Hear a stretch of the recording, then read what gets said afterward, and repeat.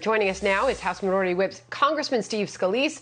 Congressman, good morning to you, and thanks for being here. So we got word, Fox News reported late last night, that you both spoke to the president before all of this and then after the vote was pulled last night. What can you tell us about those conversations with the president on this? Well, Sandra, it's good to be with you. And this bill is an important tool in our national security, but it was heavily abused. You know, President Trump has talked about this. A lot of our members, going back to Devin Nunes, have been pointing out the abuses of the FISA court, which means there are some dirty cops who broke the law. And there has been no accountability yet. Look, we've been calling for a long time on real accountability, on getting all the facts out. We haven't seen all the facts yet. And I think the American people deserve to know how this law is important, but was abused, and that it's not going to happen again. And so until we can get that assurance, this bill was not ready for prime time.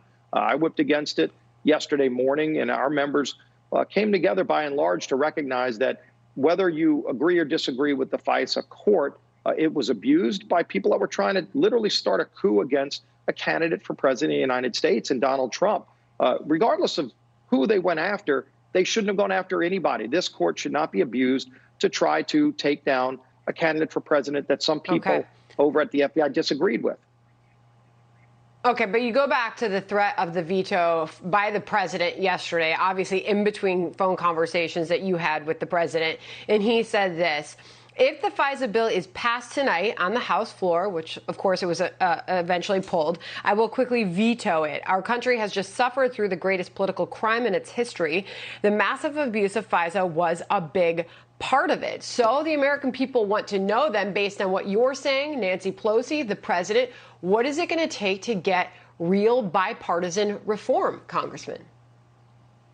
Well, clearly there's more work that needs to be done, but there are more facts that need to come out. We need to know everything about how this law was abused. Again, it's a tool that is important for national security, but it's a court where only one side presents a case. And if that's the way it works, then that means the people presenting that case need to be honest and forthright, and some were not. Clearly, you know, most people over there are good people who do the right thing, but some violated their trust with the American public, and there's yet to be accountability. That needs to happen so that the people that are over there now that abuse this court are not around anymore to abuse it in the future. And so there needs to be reforms.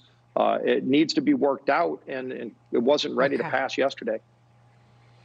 All right, now to proxy voting. We had your colleague Kevin McCarthy on this program at the top of the show this morning, saying that proxy voting, not what the founders had in mind. He really took on Democrats on this issue. Here's Steny Hoyer, a Democrat on the House floor yesterday, sharing his views on this, and we'll get where you stand when we come back.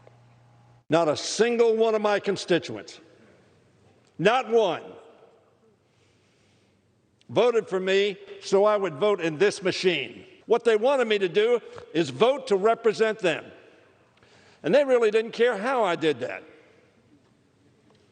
as long as it was accurate. So where, Congressman, do you stand on this issue? Well, and I agree with Steny that the people of Maryland elected him to represent them. They didn't elect him to have him give his card to Nancy Pelosi. And yet that's what 71 Democrats did yesterday. They decided not to show up for work when the vast majority of us were able to get here safely. And we've gotten here before with over 380 members showing up to work during this pandemic, and yet 71 of them phoned it in.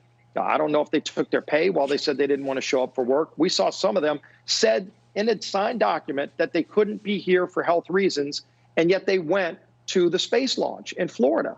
My goodness, I mean, if you can't even be honest on that form, that you couldn't vote here. But look, we ought to be showing up to work.